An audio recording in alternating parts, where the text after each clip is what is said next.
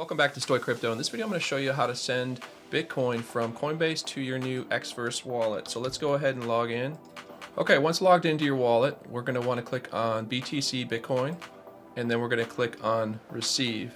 And this is your Bitcoin address that you are going to receive the Bitcoin at from Coinbase.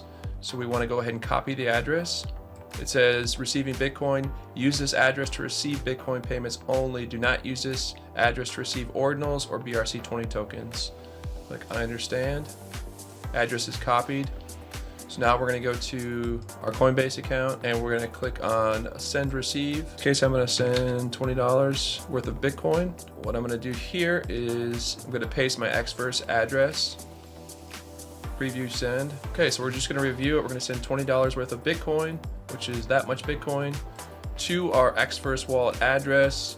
You can just double check that that's the correct address. The first time you pull Bitcoin or any crypto off of an exchange to Xverse or to any Web3 self-custody wallet, that you send a small amount first just to make sure it goes through, and then go ahead and send larger amounts. But it's always good to start small and then work your way up before sending large amounts. So let's go ahead and send now. It's going to send you a text to the phone attached to your Coinbase account. Go ahead and enter that.